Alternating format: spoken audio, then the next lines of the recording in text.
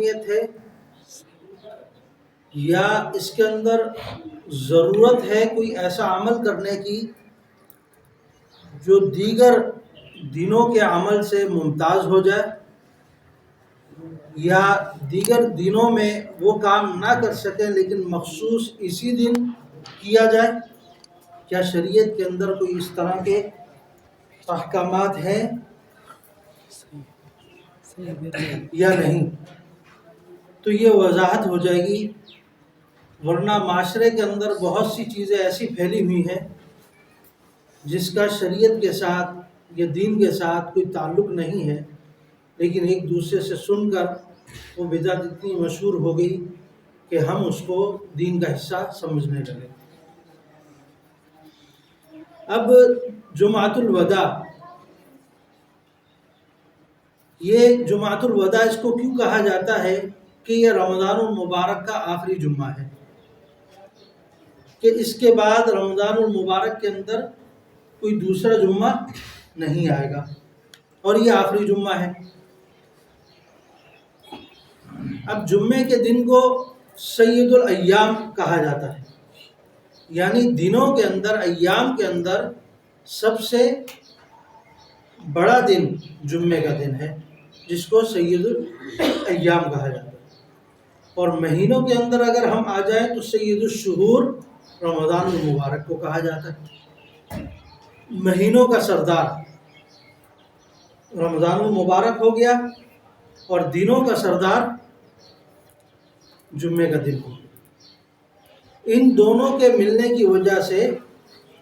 اس جمعے کو کسی حد تک ایک فضیلت ملی ہوئی ہے۔ یہ جمعہ دوسروں سے ممتاز ہو جاتا ہے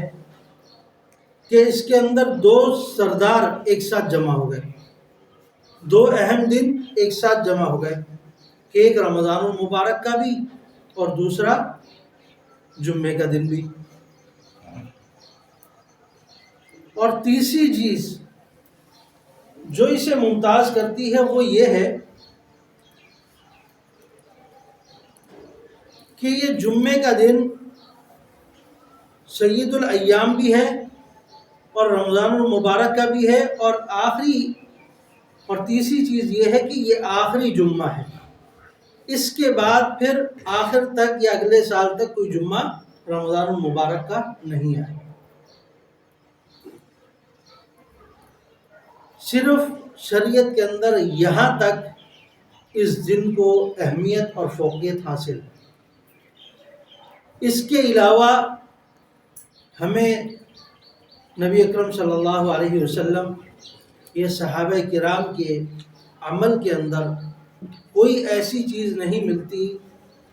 کہ اس دن انہوں نے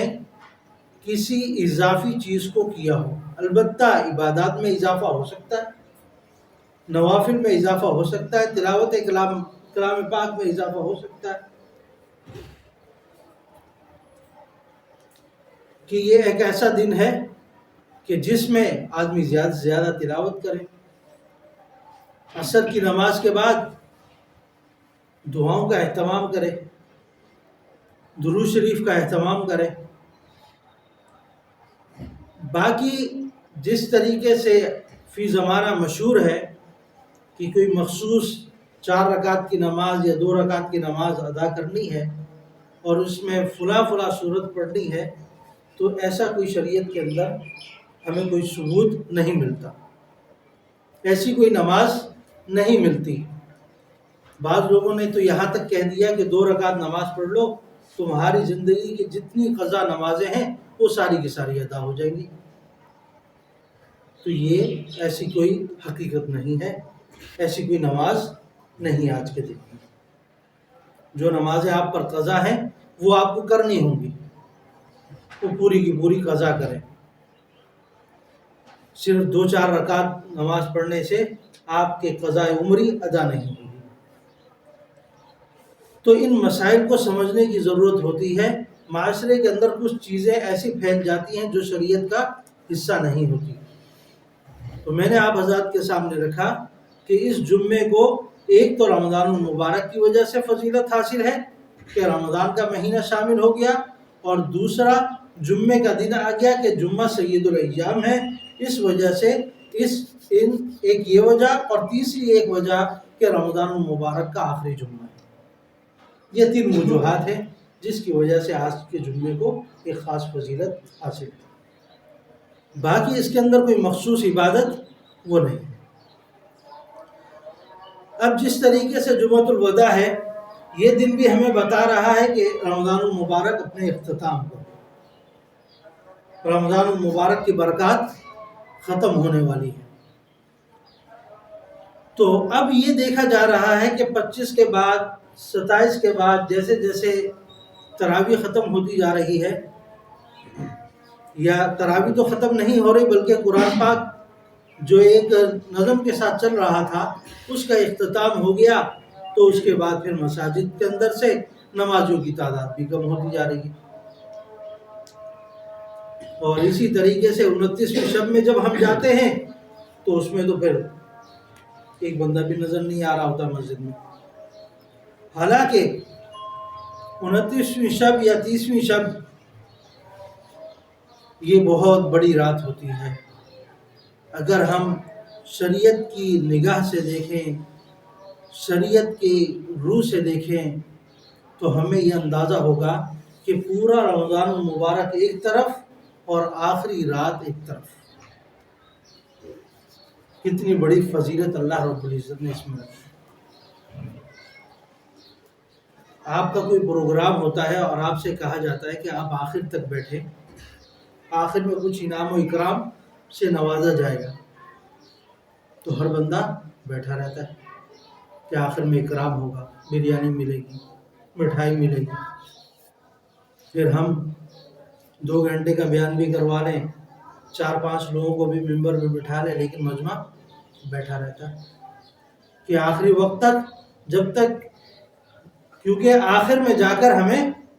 کچھ اکرام کے طور پر ملے گا، تو اس وقت تک انتظار کرتے ہیں۔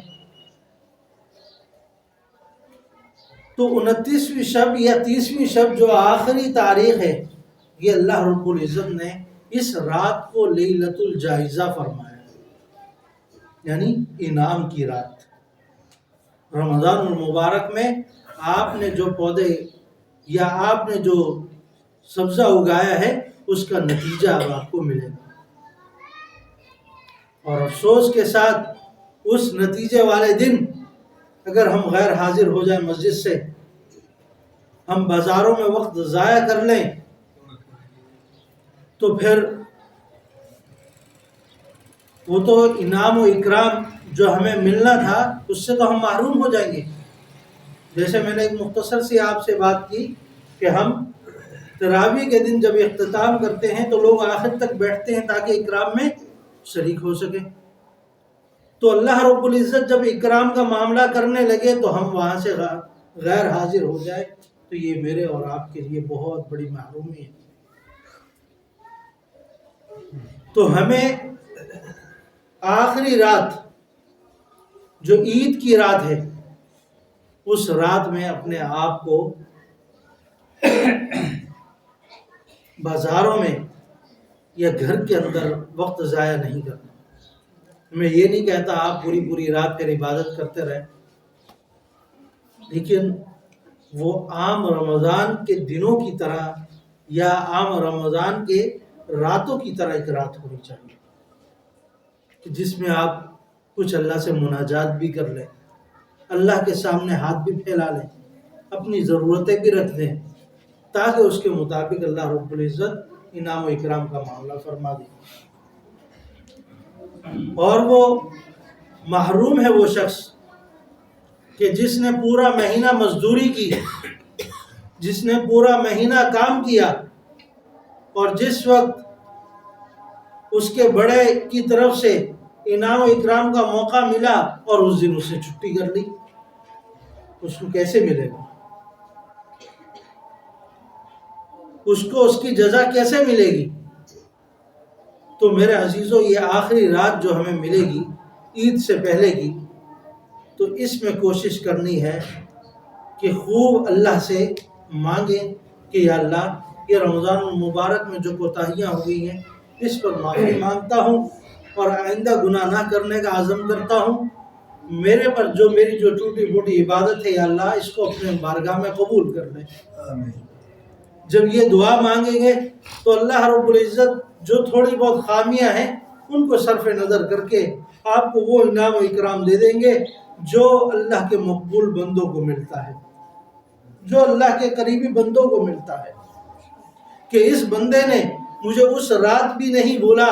جس رات لوگ اپنا وقت صرف بازاروں میں نائی کی دکان پر بیٹھ کر یا کپڑے اور جوتے خریدنے میں ضائع کر دیتے۔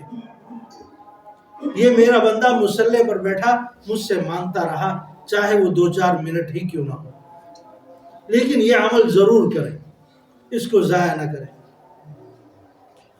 جو خریداری کرنی ہے وہ پہلے کر لیں، آخری دن اپنے آپ کو اللہ کے لیے وقف کریں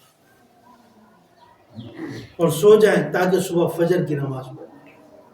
وہ بڑا محروم آدمی ہے جو فجر کی نماز نہیں پڑھتا لیکن عید کی نماز میں پہنچ جاتا ہے،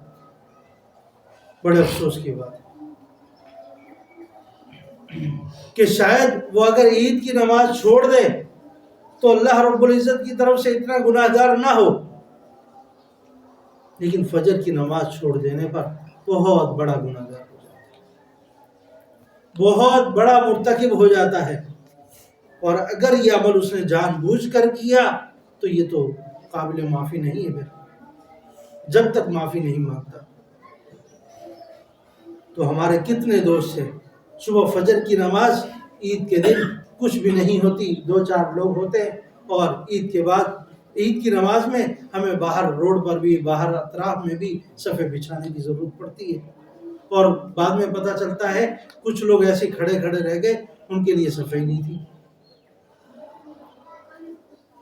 تو یہ بڑے افسوس کی بات ہے۔